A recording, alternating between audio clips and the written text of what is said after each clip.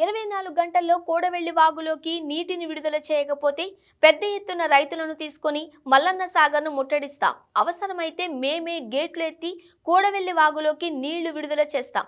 ఆ పరిస్థితి రాకముందే ప్రభుత్వం కళ్ళు తెరవాలి.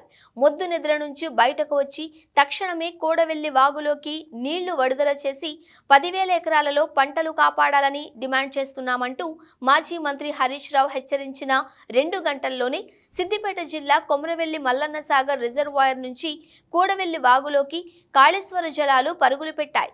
మంగళవారం ఉదయం 11 గంటలకు సిద్దిపేట కలెక్టర్కు మాజీ మంత్రి తన్నీరు హరీష్ రావు బీఆర్ఎస్ పార్టీ నేతలతో కలిసి జిల్లా రైతుల పక్షాన వినతిపత్రం అందించారు. కోడవెల్లి వాగులోకి వెంటనే మల్లన్న సాగర్ నుంచి నీటిని విడుదల చేయాలని డిమాండ్ చేశారు. దీంతో వెంటనే తేరుకున్న ప్రభుత్వం మధ్యాహ్నం 1 గంట తర్వాత మల్లన్న సాగర్ నుంచి కోడవెల్లి వాగులోకి 800 క్యూసెక్కుల నీటిని నీటిపారుదల శాఖ అధికారులు విడుదల చేశారు. దీంతో సుమారు 15,000 ఎకరాలకు భరోసా లభించింది.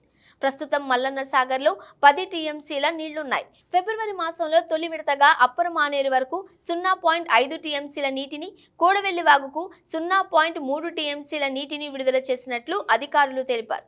రెండో దశలో మంగళవారం మరోసారి నీటిని విడుదల చేయనున్నట్లు అధికారులు వివరించారు. మొత్తంగా హరీష్ రావు దెబ్బకు ప్రభుత్వం దిగొచ్చిందని, బీఆర్ఎస్ పోరాటం వల్ల మాకు సాగునీరు వచ్చిందని, మా పంటలను పండించుకుంటామని రైతులు హర్షం వ్యక్తం చేస్తున్నారు.